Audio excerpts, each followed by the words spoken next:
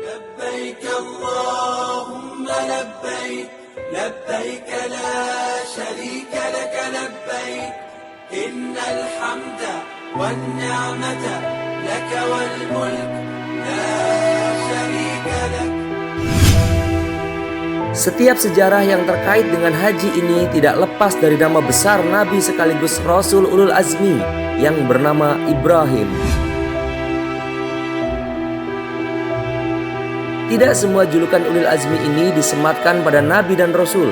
Setidaknya hanya ada 5 Nabi dan Rasul yang bergelar Ulul Azmi, yaitu Nabi Nuh, Ibrahim, Musa, Isa, dan Rasulullah Muhammad SAW.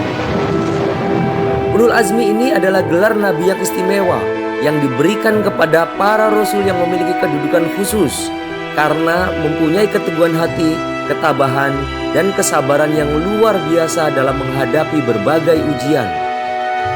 Di sini kita hanya bercerita tentang Nabi Ibrahim yang sejak kelahirannya tidak dikehendaki oleh penguasa saat itu, yaitu Raja Babilonia yang sangat zalim bernama Namrud. Ia memerintahkan pasukannya untuk membunuh semua bayi laki-laki yang berpotensi mengancam kekuasaannya. Namun seorang pembuat patung terbaik bernama Azar memiliki istri yang tengah hamil besar. Karena ketakutan bayi yang akan dilahirkannya dibunuh oleh sang raja, istri Azar pun melarikan diri dari rumah hingga lahirlah bayi Ibrahim yang kelak dewasa menjadi jawaban atas mimpi buruk kehancuran Namrud. Sa'usammika Ibrahim. Dalam berdakwah pun Nabi Ibrahim tidak luput dari ujian. Perlawanan terhadap kekafiran kaumnya berakibat Raja Namrud murka. Nabi Ibrahim dilempar ke dalam tumpukan kayu dengan kobaran api yang membara. Raja Namrud beserta kaumnya menyaksikan sambil tertawa terbahak-bahak. Laula anna Allah qal wa salaman ala Ibrahim la'adha Ibrahim bardu. Namun atas izin Allah, api yang berkobar tidak mampu menghanguskan Nabi Ibrahim. Peristiwa ini termaktub dalam firman Allah surat Al-Anbiya ayat 69. Raja Namrud beserta para pembesarnya tercengang. Akhirnya Nabi Ibrahim pun dibebaskan.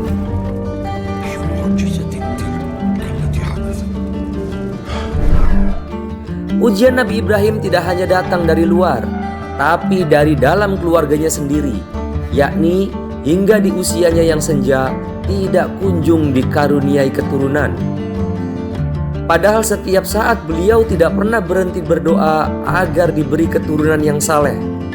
Nah, ini kelak doa-doa Nabi Ibrahim ini diijabah oleh Allah. Allah mengabulkan doa Nabi Ibrahim agar keturunannya dijadikan pemimpin, terutama menjadi nabi dan rasul. Nabi Ibrahim akhirnya memiliki garis keturunan yang kebanyakan menjadi nabi dan rasul, sehingga beliau disebut sebagai Abul Anbiya atau bapak dari para nabi dan rasul. Hal ini tercantum dalam surat Al-Baqarah ayat 124. Haru mendengar doa suaminya, istri Nabi Ibrahim yang bernama Siti Sarah pun menawarkan seorang budaknya yang bernama Siti Hajar untuk suaminya. Nabi Ibrahim kemudian menikahi Hajar, dan benar saja di usia Nabi Ibrahim yang hampir 1 abad itu barulah Allah mengabulkan doanya. Dari Siti Hajar ini dikaruniai seorang anak yang bernama Ismail. Nabi Ibrahim tentu sangat bahagia dengan kehadiran seorang anak di keluarganya. Namun ujian kembali datang. Setelah penantiannya yang teramat panjang itu, Allah justru memerintahkan Ibrahim untuk membawa Siti Hajar dan Ismail yang masih bayi itu ke sebuah tempat yang sangat jauh. Kemudian Nabi Ibrahim dengan penuh ketaatan meninggalkan keduanya.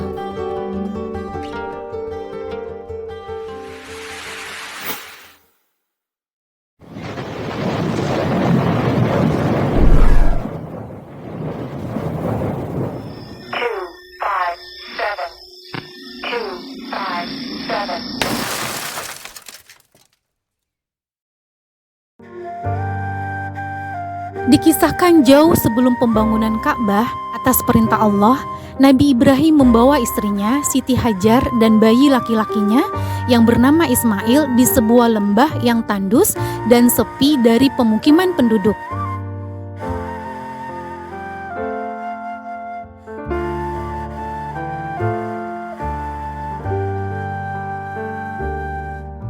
Kemudian Allah Subhanahu wa Ta'ala menyuruh Nabi Ibrahim agar meninggalkan Siti Hajar dan Ismail di Asyam dekat Baitullah. Meski ujian tersebut berat, Nabi Ibrahim tetap sabar dan berbaik sangka kepada Allah Subhanahu wa Ta'ala sehingga ia mau menjalankan semua amanatnya sesuai dalam mimpi. Siti Hajar dan Ismail juga ikhlas menjalani takdir ditinggal oleh suami dan ayahnya, hanya berbekal air dan kurma yang tak akan mencukupi. Ketika perbekalan Siti Hajar mulai habis dan air susunya pun kering, sehingga Ismail tidak berhenti menangis karena lapar dan haus sambil sesekali kakinya menendang-nendang.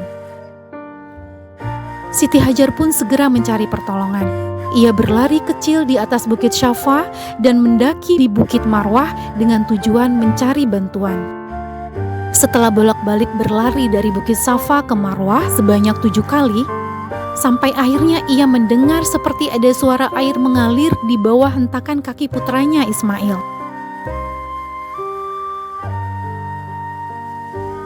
Siti Hajar segera mendekati dan melihat ada air deras dan jernih. Ia segera menggali tanah untuk membuat air tergenang sambil berkata, "Zam, zam, zam," yang berarti banyak, melimpah ruah dan air pun memenuhi kubangan.